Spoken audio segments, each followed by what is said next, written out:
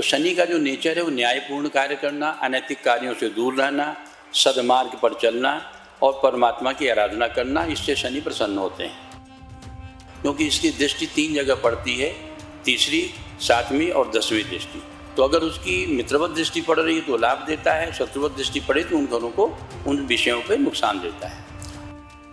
तो ओम प्राम प्रीम प्रौम सह शनिये नमः, इस मंत्र का जाप, सुंदरकांड का पाठ, हनुमान चालीसा का पाठ, बजरंग बाण का पाठ, ये सारी चीज़ें आपके लिए लाभदायी हैं। कि हमारी राशि ये है तो हमको ये शनि का पूजन नहीं करना चाहिए। हर व्यक्ति को हर ग्रह का पूजन करने का अधिकार है और करना भी चाहिए, शास्त्र सम्मत है। नमस्कार, आप देख रहे हैं पंजाबी लाइफस्टाइल और मैं हूं आपके साथ दीप्ति शर्मा। अगर राशियों की बात करें तो हर एक राशि का अपना महत्व है, बट वहीं पे अगर बात की जाए शनि देव जी की, कहते हैं कि हर एक राशि पे शनि देव जी का होना और ना होना बहुत एक महत्व रखता है। वहीं पे शनि जयंती आने वाली है। हमारे साथ जो है पंडित जी मौजूद हैं, ओपी त्रिपाठी जी, उनसे बात करेंगे और उनसे जानने की कोशिश करेंगे कि शनि को कैसे खुश रखा जा सकता है और कौन कौन से उपाय हैं जो जयंती वाले दिन किए जा सकते हैं। नमस्कार। नमस्कार। ठीक है पंडित जी, आप? जी जी जी। तो त्रिपाठी जी, मैं आपसे पूछना चाहूँगी कि शनि जयंती आने वाली है तो उस पर क्या कहना चाहेंगे? देखिए, शनि भगवान जो हैं ये न्याय के देवता हैं। सबसे पहले तो ये है कि शनि की नेचर क्या है। तो शनि का जो नेचर है वो न्यायपूर्ण कार्य करना, अनैतिक कार्यों से दूर रहना, सद्मार्ग पर चलना और परमात्मा की आराधना करना, इससे शनि प्रसन्न होते हैं। शनि की जब 7.5 आती है तो 3 राशियों पे चलती है। जिस राशि में शनि होता है और उससे पहली वाली राशि और उसकी दूसरी राशि, इस पे 7.5 होती है। और शनि की राशि, आपकी राशि से चतुर्थ भाव और अष्टम भाव में जब शनि जाता है तो ढैया होता है।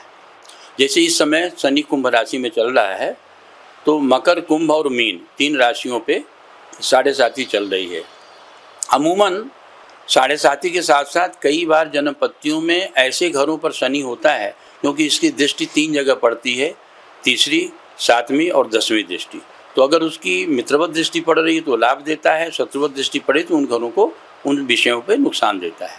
अब सवाल आता है कि हम शनि की आराधना कैसे करें। शनि जयंती आ रही है, वैसे तो हर शनिवार को उनकी आराधना की जाती है, लेकिन शनि जयंती तो विशेष रूप से क्या करना चाहिए कि जैसे जो शनि की प्रिय वस्तुएं हैं, जैसे तेल हो गया, काले तिल हो गए, माँ हो गई, ऐसी चीज़ों, ऐसी वस्तुओं का गरीबों में वितरण करना चाहिए। पीपल के नीचे, और आजकल तो शनि मंदिर जगह जगह बन गए हैं तो मंदिरों में जाकर भगवान शनि की आराधना करनी चाहिए। शनि की शांति के लिए हनुमान जी की आराधना, सुंदरकांड का पाठ और शनि देव के मंत्रों का पाठ, जप, मंत्रों का जप किया जाता है। उसका निरंतर जप करते रहने से शनि जो है शांत होते हैं। जैसे पीपल में दूध मिश्रित और तिल मिश्रित जल चढ़ाना, सायंकाल सूर्यास्त के बाद सरसों के तेल का दिया जलाना या तिल के तेल का दिया जलाना, ये लाभ देता है। इसके अलावा शनिवार को जब हम हनुमान जी को सिंदूर चढ़ाते हैं वो भी हमें काफ़ी लाभ देता है, क्योंकि हनुमान जी की आराधना से शनि जो है शांत होते हैं। उसके अलावा भगवान विष्णु की आराधना, शिव की आराधना से भी शनि की शांति होती है। तो इस प्रकार हम जो असहाय हैं, गरीब हैं, ऐसे लोगों को जब हम सहायता करते हैं, गरीबों की सहायता करते हैं, उन्हें भोजन इत्यादि देते हैं, काले रंग के वस्त्र देते हैं और काले रंग के मिले हुए कलर के कंबल इत्यादि दान करते हैं, तो इससे भी शनि हमारे ऊपर प्रसन्न होते हैं। तो ओम प्राम प्रीम प्रौम सह शनिये नमः, इस मंत्र का जाप, सुंदरकांड का पाठ, हनुमान चालीसा का पाठ, बजरंग बाण का पाठ, ये सारी चीज़ें आपके लिए लाभदायी हैं। लोहे इत्यादि का दान करना, तिल का दान करना, माँ से बनी हुई चीज़ों का दान करना, ये गरीबों में, दान नहीं मतलब इसको भिक्षा कहते हैं, क्योंकि भिक्षा में गरीबों को देना चाहिए, दान तो सिर्फ ब्राह्मणों को दिया जा सकता है। तो इस प्रकार का कार्य अगर आप करते रहेंगे तो शनि का प्रकोप आपके ऊपर नहीं होगा।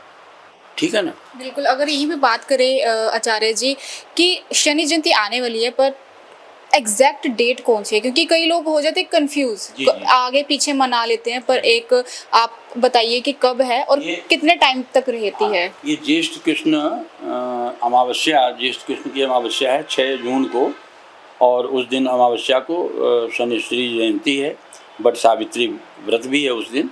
तो इस दिन जो है शनि भगवान का जयंती मनाई जाएगी, और लोग इसमें रात्रि पर्यंत उनका जप करें तो ये बहुत लाभ देगा। बिल्कुल। अगर यही भी बात करें राशियों की, तो हर एक राशि में शनि मतलब हर एक राशि के लोग शनि देवता की पूजा कर सकते हैं, ये जयंती में ऐसे दान कर सकते हैं कि कुछ राशि वालों को भी रुक जाना चाहिए? नहीं, देखिए किसी भी देवता का आराधना कभी भी नुकसान नहीं करती। कुछ लोग आजकल के नए ज्योतिषी ये कह देते हैं कि आपके मित्र राशि पे है तो आपको दान नहीं करना चाहिए, या आपका बृहस्पति अच्छा तो आप शुक्र का दान करें, ये उनकी अज्ञानता है। देखिए ग्रह भी देवता हैं, तो कोई भी व्यक्ति अगर किसी देवता की आराधना करता है तो कभी भी वो नुकसान नहीं देता। इसलिए मैं सभी लोगों से प्रार्थना करूंगा कि बगैर किसी भेदभाव के, बगैर किसी शंका के, बगैर किसी अन्य बातों को लेते हुए सभी देवताओं की आराधना पूजन करते रहना चाहिए।